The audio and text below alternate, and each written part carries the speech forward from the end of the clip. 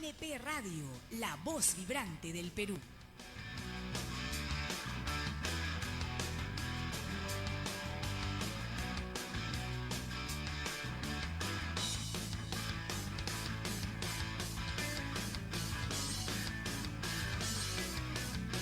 Son las 10:57.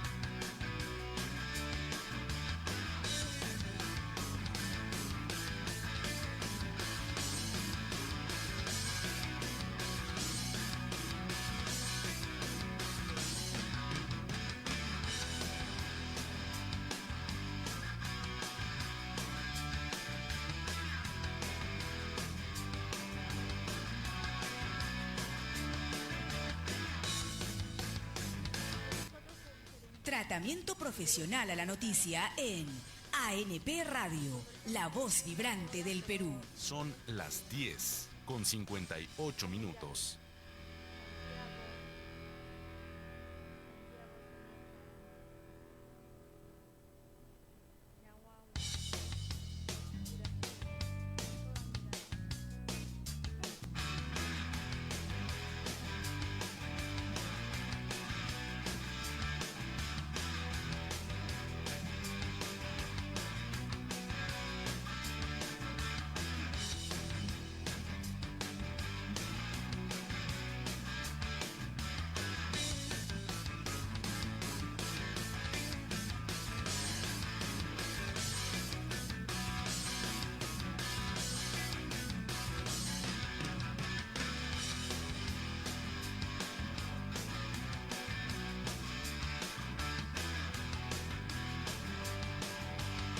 Son las 10:59.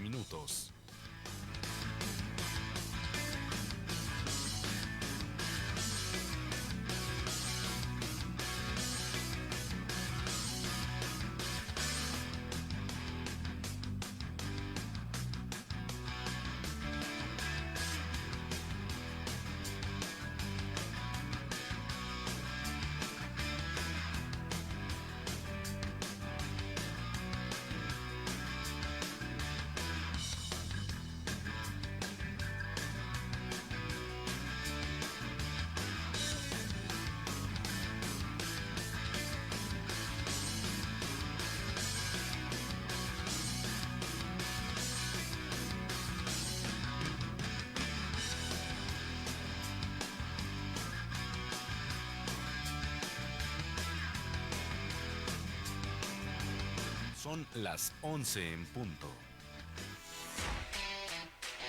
Son las 11 de la mañana. Momento de presentar Vive y Vibra. Una hora para disfrutar del intercambio de experiencias y conocimientos. Vive y Vibra de manera saludable, armónica y creativa a través de la plataforma virtual de la Asociación Nacional de Periodistas. Queda con ustedes en la conducción Gloria Pineda.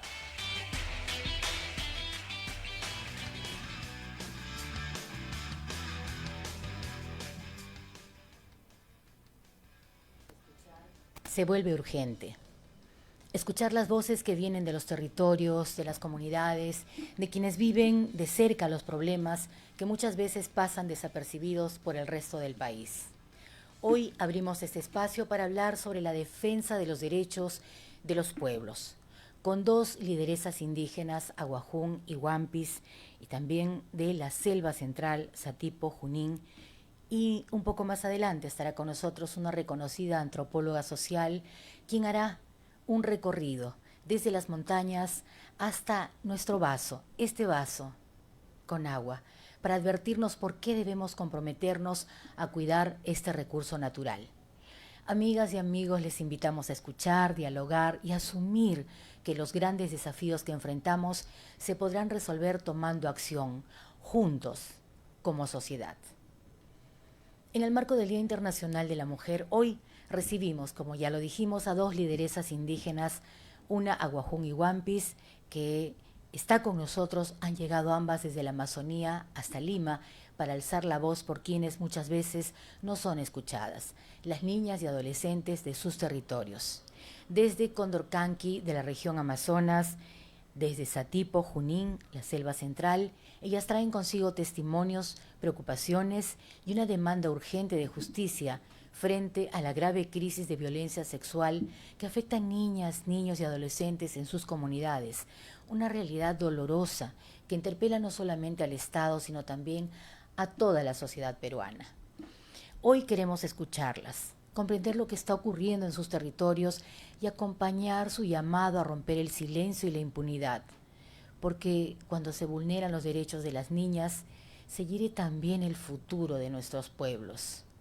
Vamos a escuchar el testimonio y el llamado firme de las lideresas que han venido a Lima para exigir justicia, hablar por estas niñas. Y les damos la bienvenida. Señora Delia Santos, representante de la Red Provincial de Mujeres Indígenas de Satipo. Tenga usted muy buenos días y muchas gracias por estar con nosotros. Muy buenos días. Estamos aquí, ¿no?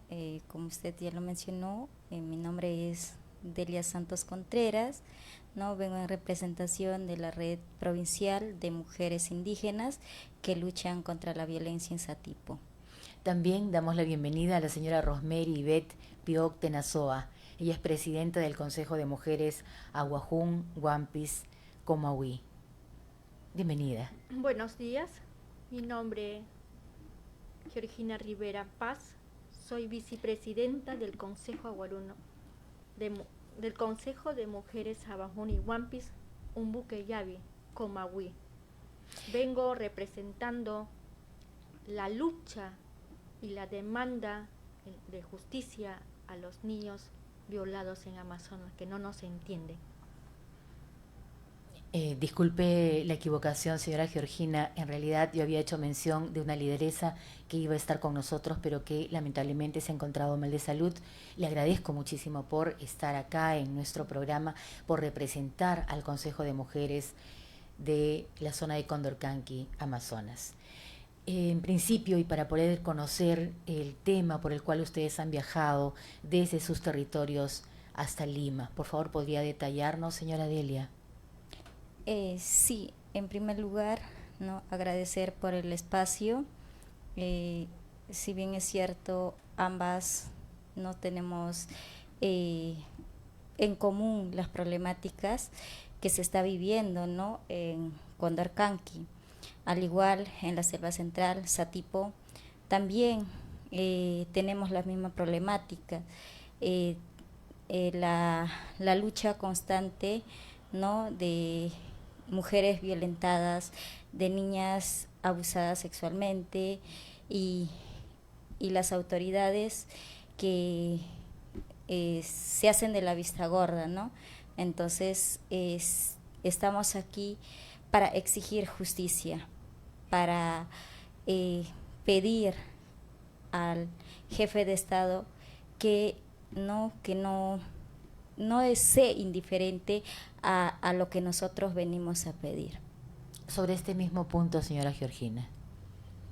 Nosotros, de tan lejos que hemos venido de Amazonas, agradezco a Dios primeramente porque que nos dio el espacio de venir de 20 lideresas diferentes lugares. Nosotros no contamos con viáticos, pero agradezco a las ONGs y a los que nos apoyen en todos los viajes que hemos estado aquí. Porque no es un juego venir aquí, es una tristeza que nosotros estamos pidiendo una demanda, una justicia de los niños que están muriendo con VIH, SIDA, por contagio de las violaciones y también que no respetan el Estado, no respeta porque en Cenepa, Santiago, todo el Marañón, hay bastantes dragas las contaminaciones de río que hay, y ahí hay las violaciones bastante. Yo vengo a pedir una justicia que nos entienda el Estado por parte de nuestra Amazonía, Condorcanqui y Masa, para que nos escuche. Y como nosotros presidentas venimos trabajando con los niños, no tenemos un refugio temporal, pero tenemos un albergue nomás para traer a la niña ahí nomás unos días, después separamos. Pero nosotros lamentablemente sufrimos como defensoras, amenazas recibimos. No tenemos quien nos respalde, porque parte de los profesores nos amenazan, los padres, porque nosotros decimos solamente profesores son denunciados, pero no son así. Hay policías nacionales, choferes, mineros, padres, hermanos, tíos, causan de las violaciones. Bastante niños, niñas violadas. Pero yo pido al Estado, ¿por qué en Amazonas, en Cenepa, Santiago, paran cambiando el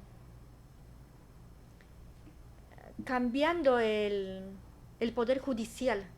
Casi 15 días cambian. No hay un trabajador fijo. Pedimos al Estado porque que no sea juego, que vengan a trabajar y quedarse en los pueblos que yo menciono, Huampami, Cenepa y Santiago. Porque los niños esperan la justicia. Para mí, mi persona, yo siempre lloro.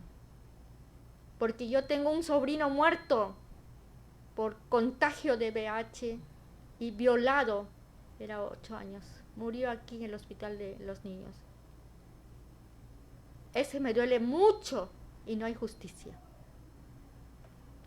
Y como intérpretes ganan ellos, pero nosotros como defensoras no tenemos ni un sol. Sí, llevamos los casos, entregamos a la fiscalía, a SEM, pero no tenemos ni un sol para moverse.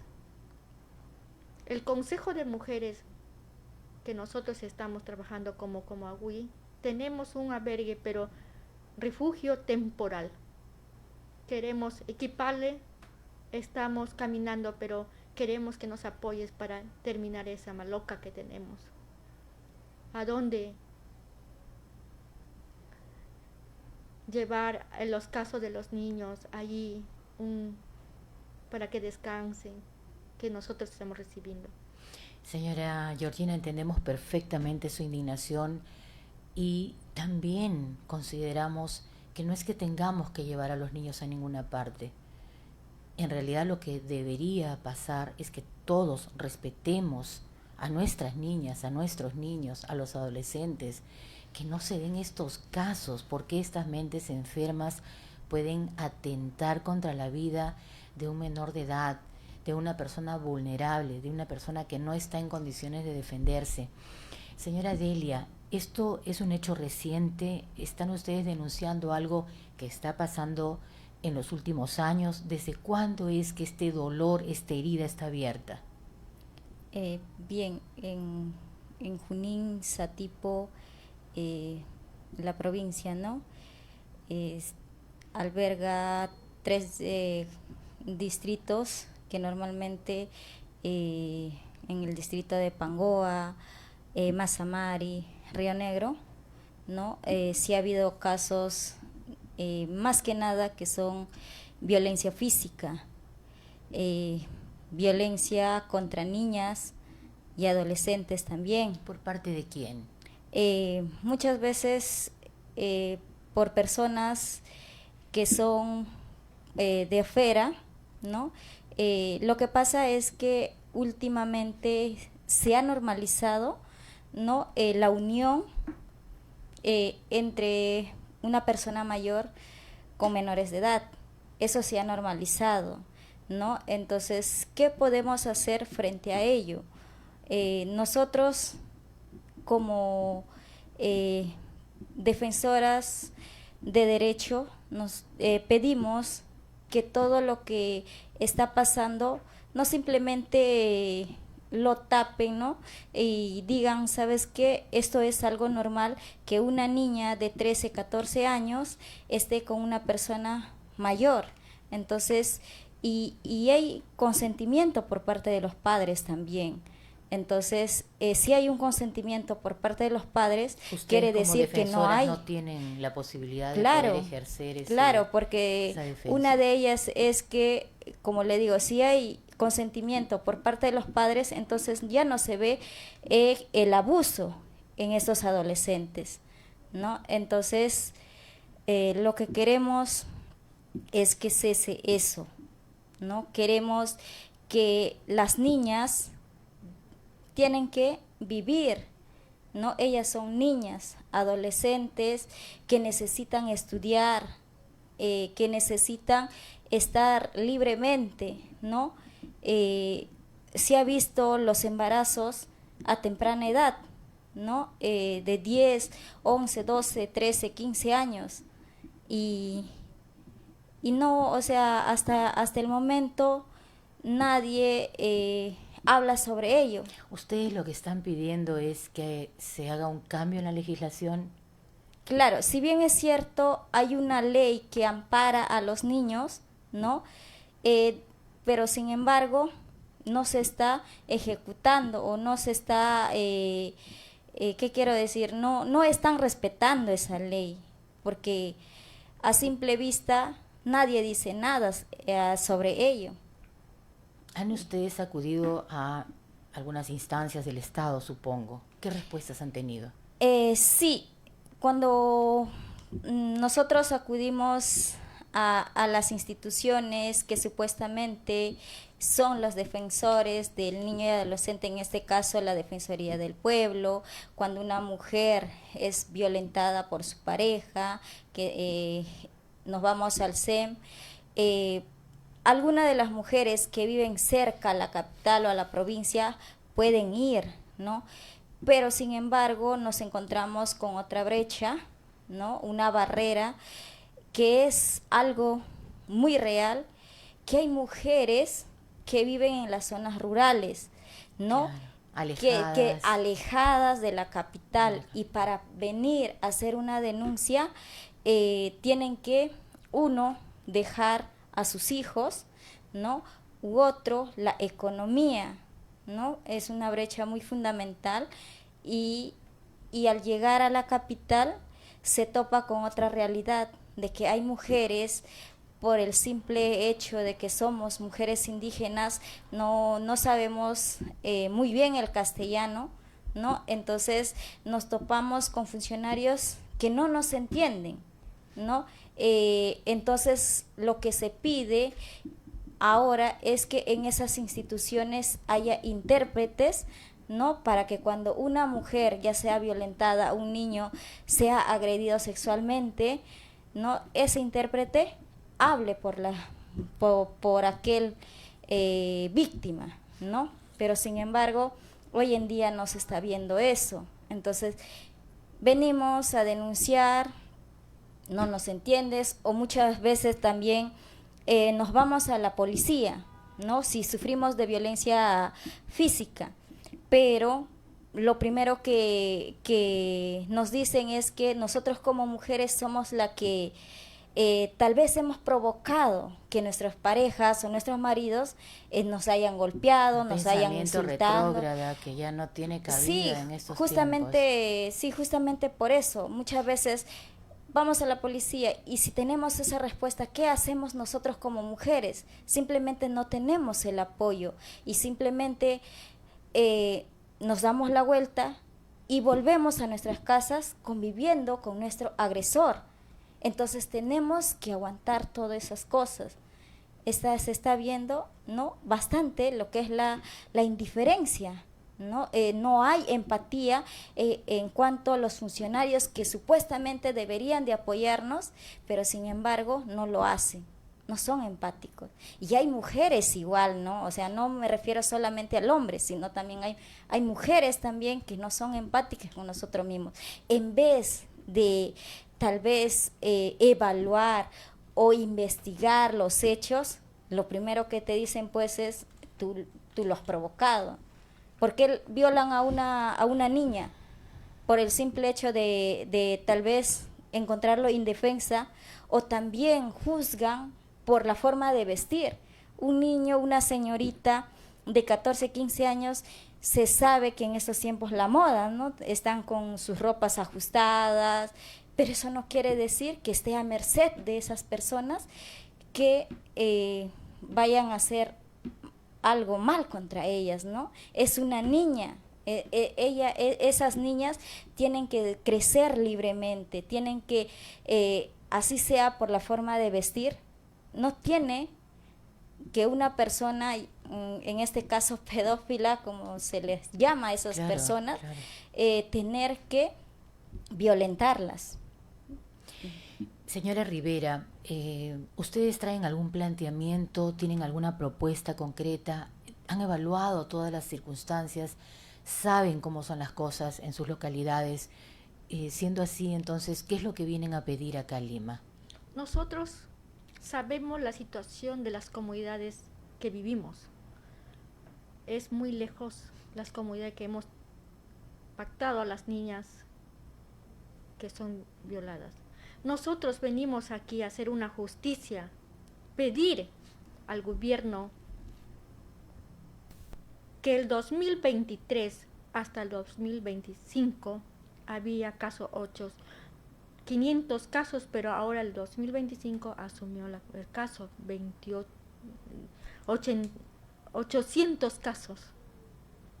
Qué increíble. Y no hay nada ni nadie que pare estos actos de violencia, estos actos que dañan a nuestras niñas y a nuestros niños. 800 casos que hemos tenido nosotros, o más que no están registrados, porque por falta de economía, sus papás que son lejos no le traen. Y también yo pido al Estado, llegaron allá a Amazonas y no hicieron nada, es una pantalla nomás. Quiero una justicia para los niños violados, que no se avanza la justicia, que sean atendidos a esos niños, porque ya se van a morir ya. Los niños ya son afectados de VIH. Eso nosotros aquí venimos una justicia. Allá hay centros de atención especializada, hay lugares a los cuales ustedes pueden llevar a los niños para que tengan un tratamiento. Los tratamientos es pésimo. El centro de salud nomás no lleva los virales, conforme como hay aquí en la ciudad. Están equipados el centro de salud, no es ahí. Allá nomás traen paracetamol, ibuprofeno, sulfametazol, y una desgracia el centro de salud, abandonado totalmente. No hay medicamentos. Eso yo pido al Estado para que en Amazonas traigan los medicamentos, y también que sean examinados los niños también, para que lleven sus virales, los que están contagiados. ¿Reciben ustedes apoyo de parte de los colegios, las escuelas? Porque ese también es un tema de educación, de formación. Sí, en el caso de nosotros allá en Satipo, por lo menos, ¿no? Cerca a la ciudad, en las zonas urbanas, ¿no? Se está viendo la sensibilización en cuanto a los métodos anticonceptivos, ¿no? No se ha detectado aún el contagio del VIH en Satipo, ¿no? Pero sí lo que ha incrementado más lo que es la violencia física y psicológica. Y en el caso, señora Rivera, de ustedes, los profesores, las profesoras dan un soporte, apoyan a las familias, capacitan a los niños, a las niñas. En parte de Amazonas es pésimo, porque las capacitaciones no vienen continuamente, no nos apoyan a nosotros, solamente hay un SEM, tienen un traductor, pero ellos se están capacitando a los profesores y a los niños. Pero nosotros, como defensoras, porque vemos los casos como vivimos en las comunidades y necesitamos en Condorcanqui una cámara Gesell que sea un hombre, que no sea hombre, diré. Que no sea hombre. Que no sea claro. hombre, porque que sea una mujer. Porque las niñas tienen vergüenza. Y es natural, lógicamente, contar nuevamente todo lo que sucedió es revictimizarlas y tener que pasar por ese dolor. Contar con un apoyo psicológico es lo más apropiado y todo el soporte. Además, la sociedad debería protegerlos, abrigarlos, cuidarlas, a los niños, a las niñas, y no dejarlos abandonados, no por el hecho que estén en zonas alejadas. Nada justifica que pase esto. ¿Qué tenemos que esperar? ¿Qué tenemos que hacer? Ustedes, entiendo, están promoviendo una movilización. Sí, justamente para hallar justicia, ¿no? Y en este caso, mi presencia como mujer asháninca indígena, estoy para no mostrar mi apoyo a las hermanas Aguajún y Huampis, mostrar la solidaridad, porque tal vez no tengamos las mismas problemáticas, pero hay uno, ¿no?, en común que tenemos que ver sobre la protección de las niñas, niños, ¿no?, y las mujeres más vulnerables. Bueno, ejercer la violencia psicológica o física también es una forma de violentar. Exacto. También es una manera a través de la cual se expresa la posición de poder de parte de los varones. Y eso tiene que ver también con cómo formamos a nuestros hijos, de qué manera los educamos y por qué pueden en el camino, si son buenas personas, si son buenos chicos, si estuvieran bien formados, porque en el camino podría torcerse todo ese conocimiento y toda esa formación. Algo está fallando en nuestra sociedad para que tengamos gente que sea capaz de atentar contra nuestras niñas y nuestros niños. Es algo realmente tan poco posible de imaginar siquiera. Señora Rivera, ¿y esta movilización qué sentido tiene? ¿Hacia dónde quieren llegar? ¿Qué es lo que ustedes consideran que van a lograr? Nosotros estamos en fe, pedimos con esa movilización que vamos a tener, la marcha, vamos a tener fuerza, porque que nos entienda el Estado, la justicia que vamos a denunciar a los niños, apoyar a denunciar y también que nos entienda el Estado, porque allá en Amazonas somos olvidados. Que nos escuche la marcha y queremos seguir adelante como Agüí, como mujeres valientes. Yo digo, hemos venido de tan lejos, pero para marchar y que nos entienda el Estado. Una voz fuerte, Aguajún y Huampis, no solamente Condorcanqui, Imasa también necesita, porque Imasa también hay violaciones cantidad. ¿Por qué digo eso? Porque los profesores, les separamos a los profesores, son denunciados y después los mismos de la UGEL le contratan. ¿Los profesores también ejercen ese tipo de violencia contra sus alumnos? Sí. Sí. Ay, no puedo creerlo. Qué bárbaro. O sea, no se puede confiar en nadie. No, porque nosotros tenemos unos casos de los profesores que ya tienen sus orden, pero no todavía, unos le archivan, otros están en camino, todo. No hay una justicia de verdad, y eso yo pido al Estado, porque Hay profesores, le sacan un ladito y ganan estando en su casa. Ahí ganan del Estado. A ver, para poder entenderlo mejor, aquellas personas que han actuado de esta forma delincuencial, que han atentado contra los niños y las niñas, continúan sus vidas normales, Sí, hay denuncias, pero no hay ningún tipo de sanción. no hay un tipo de sanciones.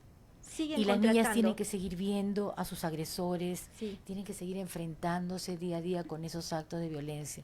Así Y es. evidentemente ya no pueden seguir estudiando, porque si el agresor está ahí, es un depredador, porque al final cualquiera de los niños o cualquiera de las niñas que están en la escuela pueden también tener la misma circunstancia delicada y ser afectados.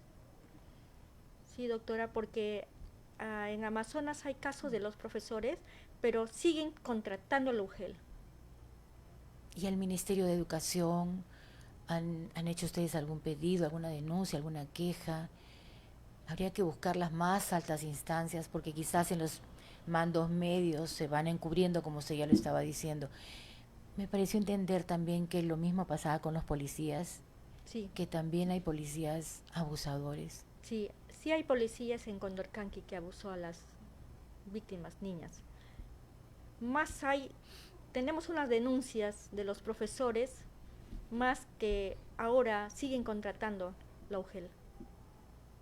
Y también, estando en la casa, ganan del Estado.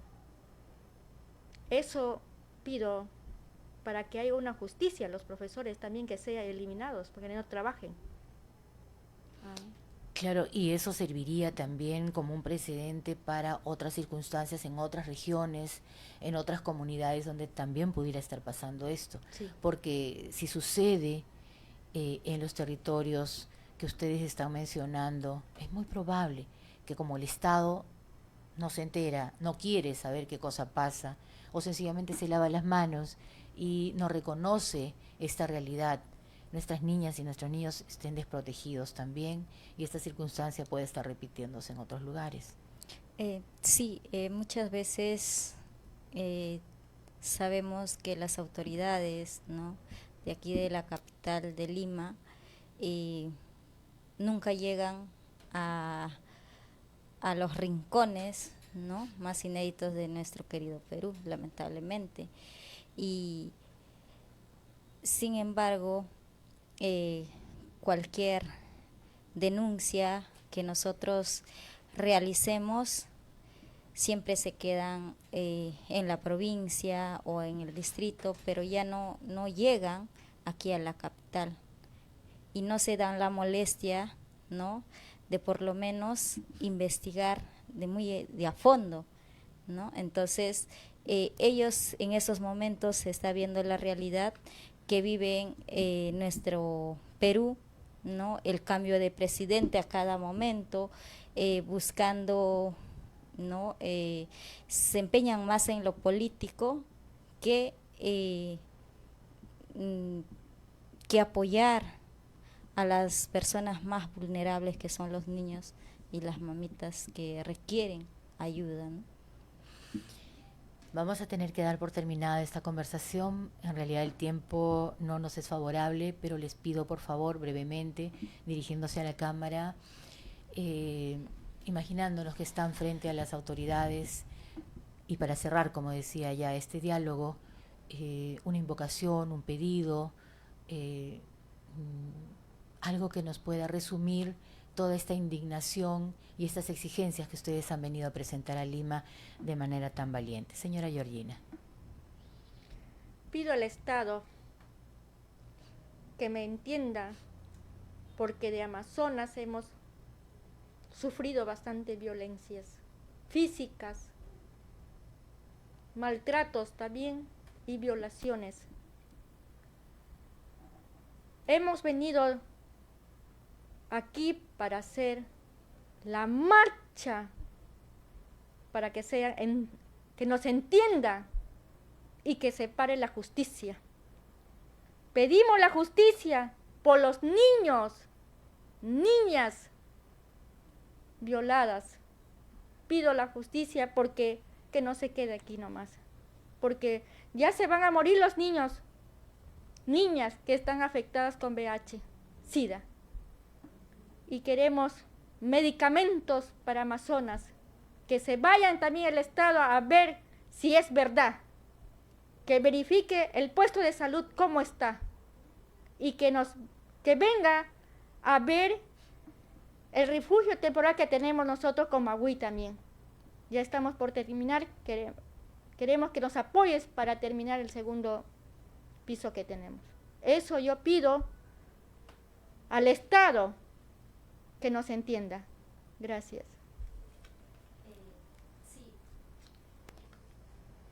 Lo que quiero decir es que todo lo que hemos hablado ahora no quede impune.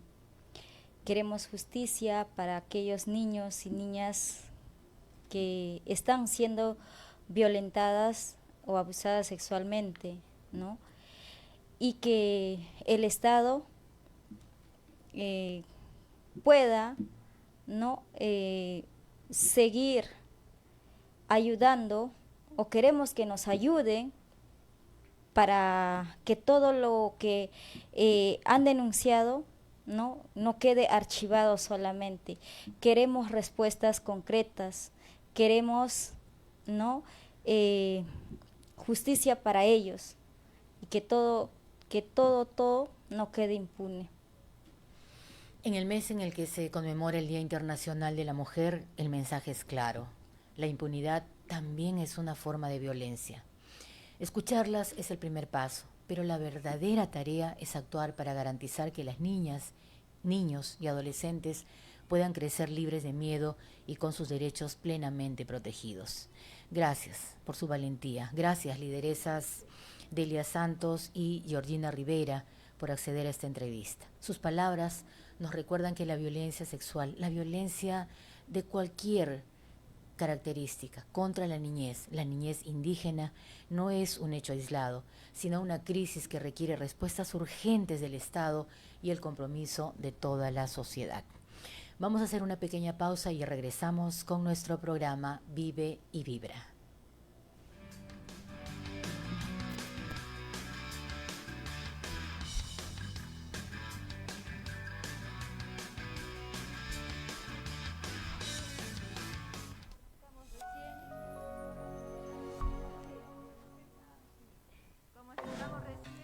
Desde este sábado de 9 a 10 de la mañana, Mujeres con Voz, un programa creado especialmente para las mujeres de hoy, por las ondas de ANP Radio.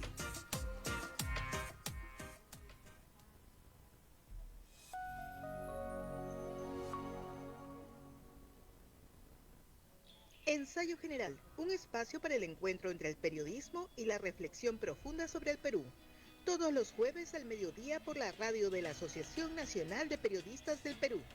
Visita nuestra web www.ensayo-general.com.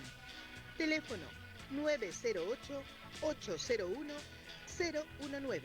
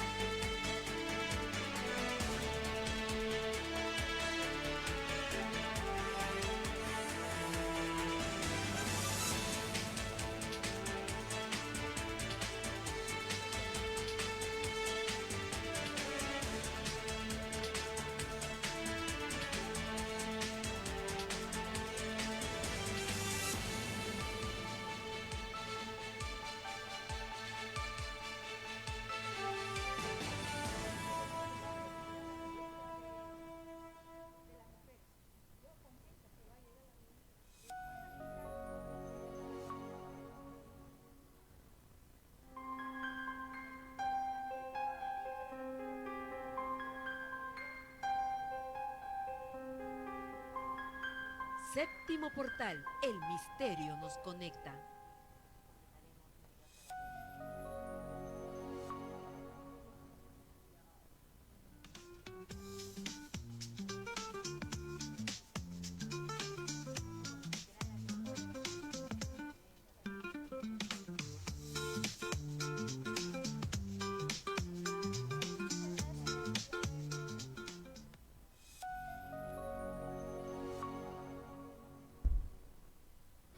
existir un mundo seguro sin protección social para todos y todas? En todo el mundo, millones de personas viven sin ese derecho, pero hay quienes están cambiando eso. Desde el 2008, en We Social Movements trabajamos junto a sindicatos, organizaciones sociales y comunidades para construir una red poderosa y legítima en defensa de un derecho humano fundamental, el derecho a la protección social. Porque proteger es también transformar.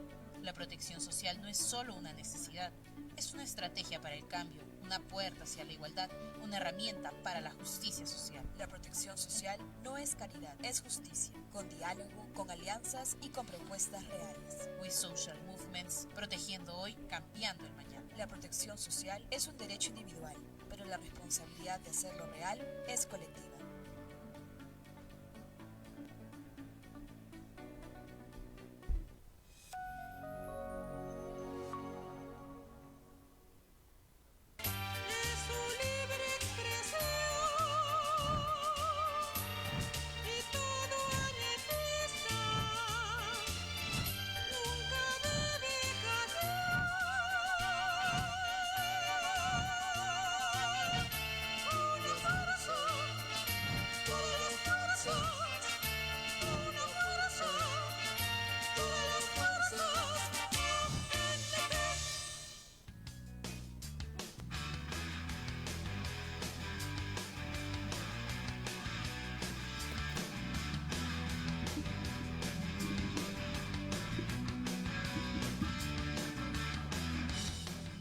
¿Se ha puesto a pensar en el recorrido del agua que usted consume, desde las montañas hasta el vaso que tomamos?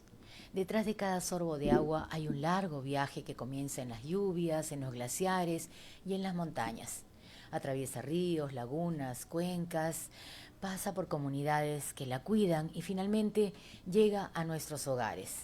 Sin embargo, muchas veces olvidamos que ese camino es frágil y que depende de ecosistemas sanos, de una gestión responsable y de decisiones que tomamos como sociedad. A pocos días del Día Mundial del Agua, queremos mirar más allá del caño de nuestras casas y entender qué está pasando con este recurso vital. Para ello, tenemos el agrado de presentarles a Fanel Victoria Guevara Guillén, antropóloga social y especialista con más de 35 años de experiencia trabajando con comunidades andinas y amazónicas en la gestión del agua, la resolución de conflictos por su uso y la protección de las cuencas. Con ella hablaremos sobre el recorrido del agua, la importancia de cuidar las cuencas y por qué prácticas como el sembrado y cosecha de agua pueden ser clave para nuestro futuro. Bienvenida.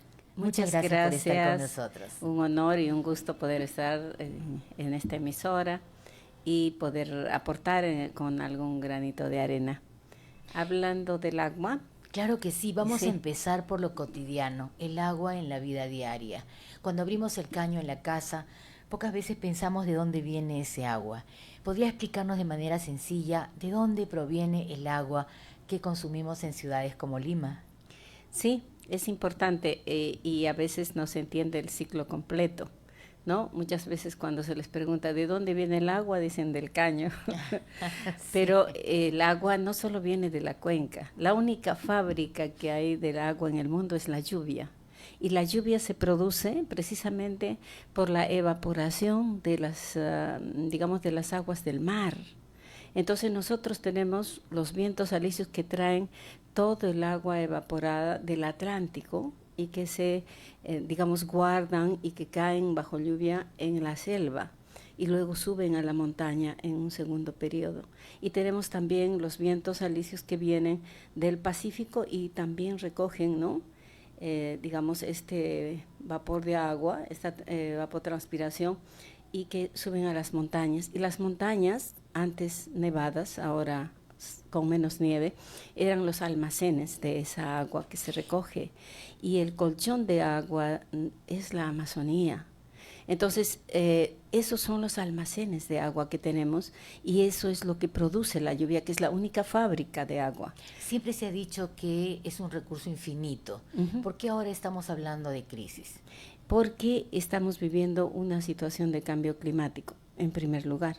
En segundo lugar, o sea, hace que el clima sea más caliente, entonces los nevados no sean los almacenes que hubiéramos esperado, sino que más bien se están derritiendo por el calentamiento global, ¿verdad?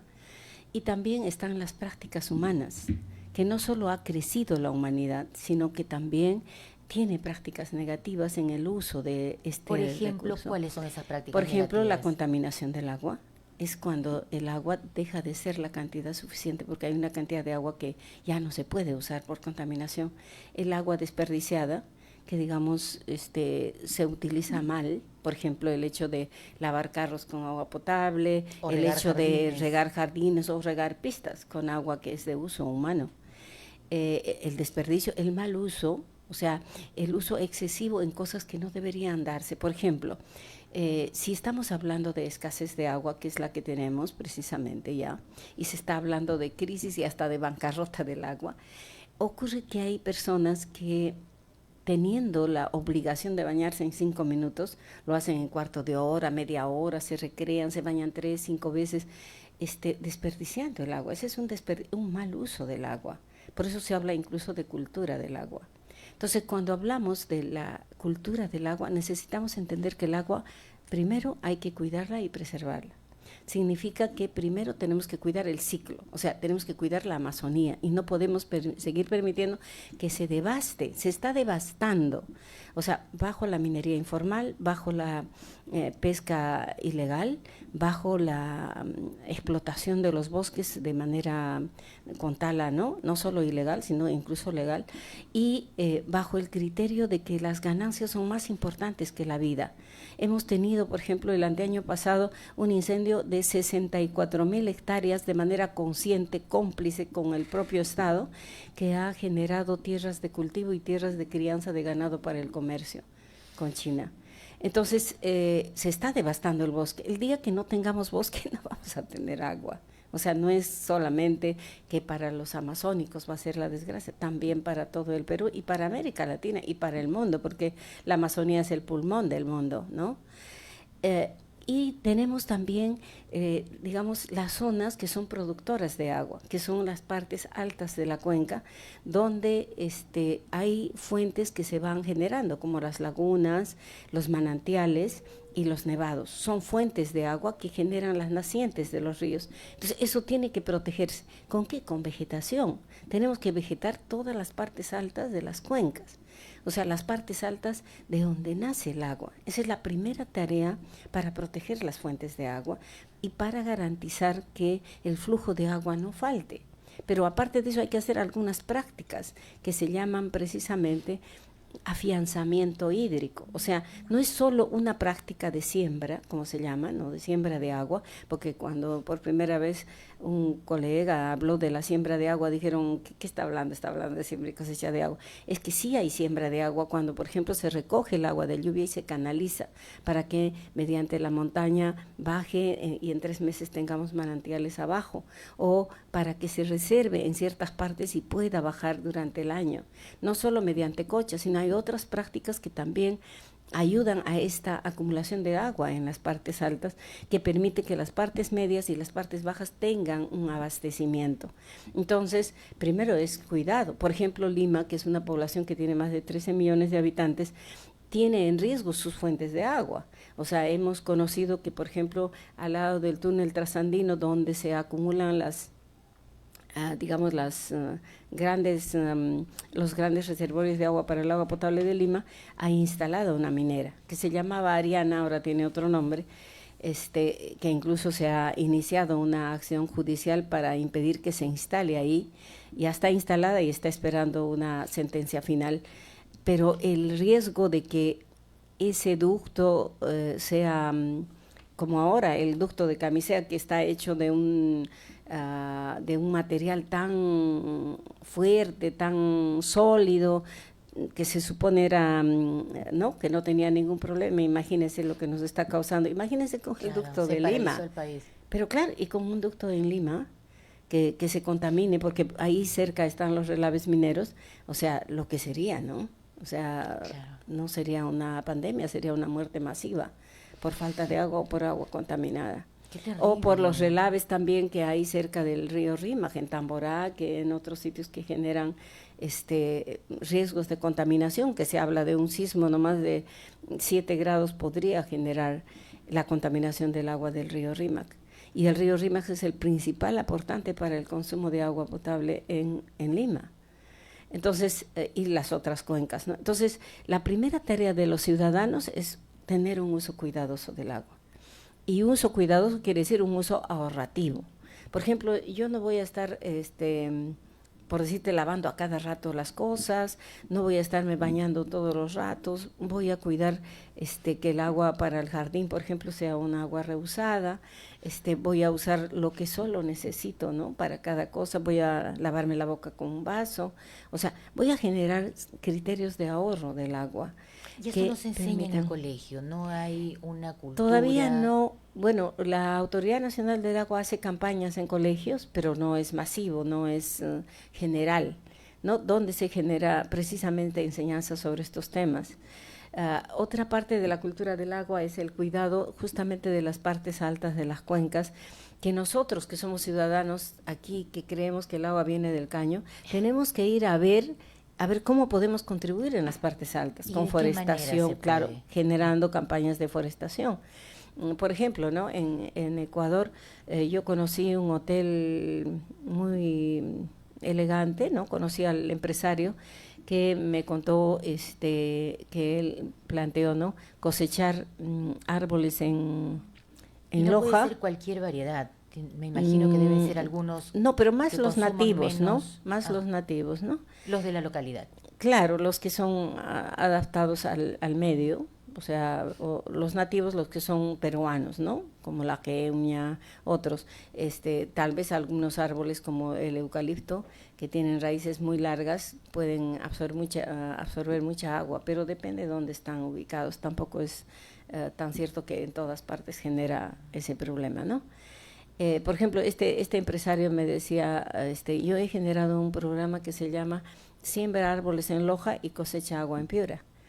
Y él logró una campaña muy interesante. Vino a Yavaca, vino a Morropón, conversó con la gente de Piura y los convenció de que vayan a plantar árboles a Loja para poder cosechar agua en Piura.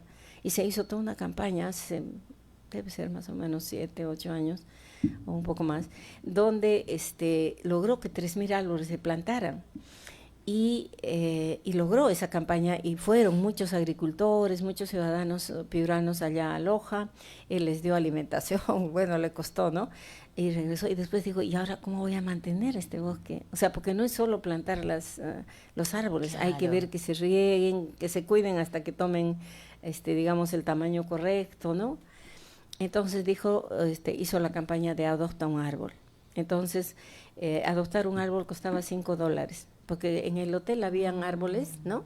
Pero todos tenían una serie de medallas con nombres de personas. Entonces yo le pregunté, ¿y eso qué es? ¿Y por qué tiene tantas medallas ese árbol, no? Entonces me dijo, es que son gente que ha adoptado árboles y pone $5. Cada turista que llega adopta un árbol, paga $5 y eso me permite conservar el bosque, ¿no? Entonces se asigna a cada árbol un nombre. Porque en realidad eso le permitía a él descargarse, mantener, de algo claro, que le hubiera implicado una inversión mayor. Por supuesto, pero además es una labor general donde todos podemos contribuir. Y yo creo que se pueden hacer cosas hace comunidad, así. Invita a que otras personas también participen. Así es. Se crea un sentido de responsabilidad común. Sí. Qué interesante. Entonces, y esto me hace recordar algo, permítame, que siendo usted especialista y estudiosa de temas andinos y amazónicos, en la antigüedad había mucha sabiduría. Así es. Porque no solamente no desperdiciaban, sino que sabían cómo tratar el agua para que llegue a los pueblos, a las comunidades, y eso no lo estamos aplicando ahora. Claro, nosotros hemos tenido una cultura muy colonial. Nosotros, lastimablemente, hasta ahora tenemos, muchos de nosotros, una mentalidad colonial. Y bajo esa mentalidad se nos ha educado para despreciar lo nuestro, para despreciar lo nativo. y se ha llamado, por ejemplo, no se entiende que la ciencia andina es una ciencia, y tiene una filosofía, o sea, una epistemología similar a la occidental. Y la ciencia, como decía un científico, está basado en presunciones que después se comprueban. Y todo lo que es el conocimiento andino son presunciones que después se comprobaron y tienen mucha más larga comprobación que la ciencia. Nosotros hemos sido una sociedad hidráulica, hemos tenido conocimientos del manejo del agua en todos los niveles. Agua en el desierto, ahí tenemos, por ejemplo, los cantayos, ¿no? En la costa, tenemos los canales que vienen de la sierra e irrigan la costa, ¿no? La Chirana, por ejemplo. Tenemos irrigaciones en la sierra, tenemos técnicas de uso y manejo del agua en la montaña, por ejemplo los guaruguarus, tenemos los camellones, las prácticas que se llaman los muyus, tenemos el descubrimiento de técnicas que se han descubierto hace poco, solamente en el siglo XX, pero que ya ellos lo conocían hace miles de años, como por ejemplo son los sifones invertidos, el control de la velocidad del agua mediante gradas, o sea, toda clase de técnicas de manejo del agua las han manejado y los incas han resumido ese conocimiento y han dejado monumentos que nos pueden dejar contemplar esas técnicas. Tenemos Tipón, que es una muestra de cómo se manejaba un sistema de riego completo. Tenemos Machu Picchu con un sistema de riego mucho más espectacular. Tenemos, por ejemplo, Moray, que es un centro de adaptación de cultivos y con agua, con riego propio. O sea, tenemos el manejo del agua en distintas modalidades y formas. Y tenemos una cultura que tiene más de 10.000 años, o sea, empezando de Caral. Es una sola cultura que tiene una serie de hitos, ¿no?, que lastimablemente nos han enseñado de manera recortada, ¿no? Este Chimú, este Chavín, aquellos Tiahuanaco, no tienen nada que ver. No, cada uno es una continuidad que han ido recogiendo de unos y otros. Por ejemplo, te puedo contar otra anécdota, ¿no? Justamente en una feria de los pueblos Shipibo con Ivo, yo compré un lapicero que tenía un símbolo del ojo de Dios, no sé si ustedes conocen, ¿no?, que es un rombo de lana de distintos colores, así, claro, un rombo, ¿no? Sí. Y que tenía en la punta de un lapicero. Y justo yo estaba escribiendo, ¿no? Y bueno, yo pertenezco a un grupo que se llama Ciencia Andina, donde discutimos estos temas. Y estaba Ruth Shadi y me dice, oye, ¿de dónde has sacado eso? Y me dijo, no, trae, eso me lo voy a llevar. Y tienes que venir a Caral porque te voy a mostrar una cosa. Y cuando fui a Caral, ella me mostró un tejido, el mismo, ese ojo de Dios, en Caral. Qué interesante. Así es. Y entonces, las distancias... hay una continuidad, claro, imagínate, de 10.000 años para que muchos vestigios culturales, como no los reconocemos, no son tomados en cuenta y no son estudiados en la dimensión que deberían tener. Los primeros quipus han sido encontrados en Caral. Entonces tenemos toda una historia que nos falta revisar mucho más, conocer mucho más. Tenemos una lengua tan adecuada, tenemos 54 lenguas en el país y cada lengua es una cultura, es una expresión de filosofía, ¿no? Es una cultura viva, existente, que deberíamos conocerla para intercambiar mejor con ellos y saber también que la tecnología que ellos van usando en cada etapa nos va a permitir sobrevivir. Pero no hay un incentivo, no hay ayudas, porque al final estas generaciones están pasando y las lenguas también están muriendo. No necesariamente. Si tú vas a internet, hay sistemas a través de los claro, cuales... no hay sistemas, pero las civilizaciones tienen mecanismos para sobrevivir. No es tan fácil eliminar una civilización que un pueblo cualquiera, ¿no? Y eso, por ejemplo, pienso que lo va a demostrar Irán, ¿no? Que es una cultura, una civilización Estados muy Unidos antigua, estaba ¿no?, poblada por migrantes. Pero inicialmente sus... Claro, pero no era una civilización como la de México, como la de Perú, como la greca, como la romana, ¿no? Las civilizaciones son otra cosa, trascienden siglos, no necesitan defenderse, la cultura se va desarrollando, a pesar de que usa diversos mecanismos para eso. Y si tú buscas internet, por ejemplo, vas a encontrar cualquier cantidad de expresiones en quechua. Hay muchos diccionarios, hay clases, hay ejemplos, hay prácticas, o sea, hay cantidad de personas al margen de este colonialismo que están desarrollando eso. Qué bueno saberlo. Yo, por ejemplo, primera vez, te cuento, primera vez que tengo un contrato por un año para enseñar quechua, o sea, primera vez que una empresa, ¿no?, me contrata para eso. Siempre he dado cursitos cortos, ¿no? Entonces, hay interés, no solo por la necesidad de comunicarse con la gente y conocer la cultura, sino también por la necesidad de entender al cliente, de venderle a este cliente que ahora sí tiene plata, también está desarrollándose, también ha crecido, ¿no? Entonces, creo que nos toca descolonizarnos un poco, recuperar nuestra cultura, nuestro conocimiento científico, nuestra filosofía, que es la única que nos va a poder salvar del cambio climático, porque si vemos cómo han pervivido los monumentos históricos y los canales de riego existentes desde aquellos años, o sea, desde hace 2000 años, siguen funcionando, el agua sigue fluyendo, es lo que nos va a salvar del cambio climático. Entonces tenemos que recuperar esas prácticas. Nosotros, por ejemplo, trabajamos en San Andrés de Tupicocha a partir de la Asociación para la Gestión del Agua en Cuencas, donde justamente hemos trabajado por la recuperación de las amunas, ¿no?, que es una práctica ancestral que ahora está siendo recuperada por la necesidad que tenemos de tener agua en las ciudades. Entonces, es necesario desarrollar ese esfuerzo. Es cierto que a nivel del Estado no hay todo el apoyo necesario, justamente por esta mentalidad colonial. ¿Y cuál debería ser el apoyo, cuál debería ser la política pública que se adopte para que se proteja el agua en el país?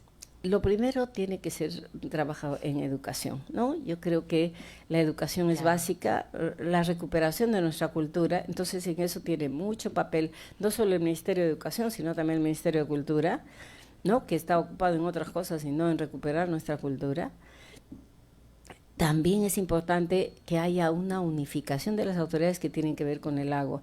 Cuando luchamos por la ley del agua, nosotros habíamos exigido que todos los sectores que tenían que ver con eso se unifiquen en uno, porque el agua es un solo cuerpo, tiene muchos usos, tiene muchos usuarios, y todos deberían ponerse de acuerdo para que la cuidemos, la tratemos de una sola manera, porque es un solo cuerpo. Pero a pesar de que salió esta ley, que la han convertido en una ley de recursos hídricos, y hemos buscado que se genere una Autoridad Nacional del Agua que lastimablemente está dentro del Ministerio de Agricultura cuando debería estar fuera de ese ámbito, ¿no? Esos errores son los que nos están llevando a esta contradicción, porque ahora tenemos competencia de los usos del agua. Entonces hay funciones, por ejemplo, productivas que tienen más preeminencia o más derecho en el uso del agua que el agua, por ejemplo, de consumo humano o de riego de las comunidades. En vez de eso es más importante el riego para la superproducción de agroexportación. Entonces, esas competencias tienen que ser manejadas con visión de cuenca y de equilibrio y de equidad. No puede ser que solo los que producen harta plata tengan derecho a tener más agua, ¿no? Sino que debe ser equitativo su uso y todos debemos tener el derecho humano al agua garantizado. Y en el Perú tenemos casi 30% de la población que no tiene garantizado este derecho humano, ¿no? Porque no hay servicios de agua potable y saneamiento adecuados, no hay servicios ni siquiera básicos, ¿no? Por ejemplo, en las zonas dispersas de la Amazonía, en las zonas altas de la sierra, en las poblaciones, digamos, de las periferias de las ciudades. O sea, tenemos gente, a pesar de que estamos en pleno siglo XXI, en un mundo globalizado, altamente tecnologizado, derechos tan básicos como el agua que no están garantizados. Ciertamente. Y hoy hemos recordado juntas algo esencial. El agua no se genera en el caño de nuestras casas, nace mucho antes, en las montañas, en las cuencas, en los ecosistemas que las almacenan y en las comunidades que históricamente la han protegido. Si esas fuentes se deterioran, si las cuencas se contaminan o si no aprendemos a gestionar el agua con responsabilidad, el problema ya no será lejano, llegará también a nuestras ciudades, a nuestra mesa y a nuestras familias. Nuestro agradecimiento a la antropóloga social Fanel Victoria Guevara por brindarnos esta entrevista en nuestro programa Vive y Vibra. Y en el marco del Día Mundial del Agua, cuyo lema este año es Agua y Género, el mensaje está muy claro. Cuidar el agua no es solo tarea de especialistas o autoridades, es una responsabilidad colectiva. Informarnos, exigir políticas que protejan las cuencas y valorar este recurso en nuestra vida cotidiana son pasos urgentes, porque proteger el agua de hoy es en realidad proteger la vida del mañana. En nuestro programa de hoy hemos escuchado reflexiones que nos recuerdan algo fundamental, los grandes problemas de nuestro tiempo, cuidar a nuestras niñas, nuestros niños, proteger su presente y su futuro. La desigualdad, el hambre, la defensa de los territorios o el acceso al agua no son asuntos lejanos ni ajenos, nos involucran, nos deben involucrar a todos. Quedarnos indiferentes ya no es una opción. Informarnos, exigir decisiones responsables y participar activamente en la construcción de soluciones es parte del compromiso que tenemos como ciudadanos, porque el futuro no se espera, se construye y cada decisión que tomemos hoy como sociedad y como país definirá el mundo que heredarán las próximas generaciones. Amigas y amigos, muchísimas gracias por acompañarnos en este camino y en nuestro programa Vive y Vibra, que se transmite cada sábado a través de la multiplataforma de la Asociación Nacional de Periodistas. Muy agradecidos por su compañía y los esperamos como cada semana los sábados a partir de las 11 de la mañana. Tengan todos ustedes un bonito día. Buenos días, muchas gracias.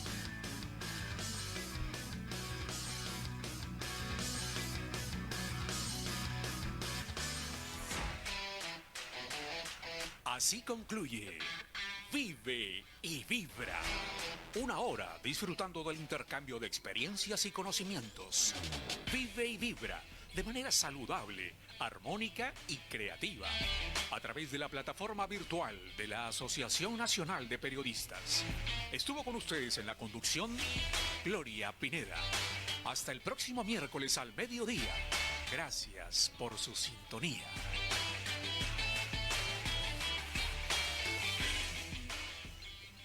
ANP Radio, la voz vibrante del Perú.